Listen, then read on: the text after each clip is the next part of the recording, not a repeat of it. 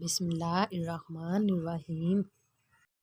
رسول اللہ صلی اللہ علیہ وسلم نے ارشاد فرمایا، جو شخص صبح کے وقت اور شام کے وقت 7 مرتبہ حسبی اللہ لا الہ الا ہوا علیہ توکلت وہو رب العرش العظیم پڑھے گا، کافی ہے مجھے اللہ، صرف وہی معبود برحق ہے، اس پر میں نے بھروسہ کیا، وہی عرش عظیم کا رب ہے، کہے تو اللہ اس کی پریشانیوں سے اسے کافی ہوگا، چاہے ان کے کہنے میں وہ سچا ہو یا جھوٹا۔ نبی اکرم صلی اللہ علیہ وسلم نے فرمایا، جب لوگ کسی میت کی نماز جنازہ پڑھیں اور اس کی تعریف کریں تو اللہ تعالیٰ فرماتا ہے، جو یہ لوگ جانتے ہیں اس بارے میں ان کی گواہی کافی ہوگی، اور جو یہ لوگ نہیں جانتے میں اسے بخشتا ہوں۔ نبی اکرم صلی اللہ علیہ وسلم نے فرمایا، جس نے ایک دن کا روزہ اللہ کی رضا حاصل کرنے کے لیے رکھا، اللہ اسے جہنم سے اتنا دور کر دے گا جتنا کہ ایک کوا جو اپنی بچپن سے اڑنا شروع کرے یہاں تک کہ بوڑھا ہو کر مر جائے۔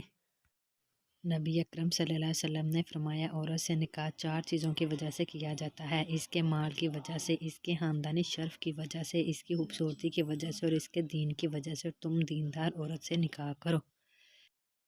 رسول اللہ صلی اللہ علیہ وسلم نے ارشاد فرمایا، اللہ تعالیٰ کے لیے بعض لوگ ایسے ہیں جیسے کسی کے گھر کے خاص لوگ ہوتے ہیں۔ صحابہ نے عرض کیا، وہ کون لوگ ہیں؟ ارشاد فرمایا، قرآن شریف والے کہ وہ اللہ والے اور اس کے خاص لوگ ہیں۔ رسول اللہ صلی اللہ علیہ وسلم نے ارشاد فرمایا، مسلمان کو جو بھی تھکاوٹ، بیماری، غم، رنج، دکھ اور تکلیف پہنچتی ہے، حتیٰ کہ اسے کانٹا بھی چبھتا ہے، تو اللہ تعالیٰ اس کی وجہ سے اس کی خطائیں معاف فرما دیتا ہے۔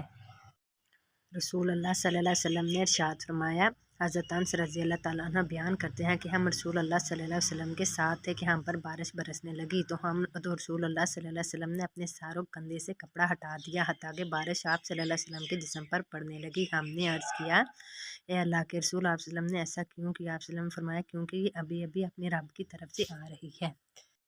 رسول اللہ صلی اللہ علیہ وسلم نے ارشاد فرمایا، بے شک اللہ رب العزت نے تمہارے درمیان اخلاق بھی ایسے ہی تقسیم فرمایا ہے جیسے کہ رزق تقسیم فرمایا ہے، اور اللہ اس کو بھی دنیا عطا فرماتا ہے جس سے وہ محبت کرتا ہے، اور اس کو بھی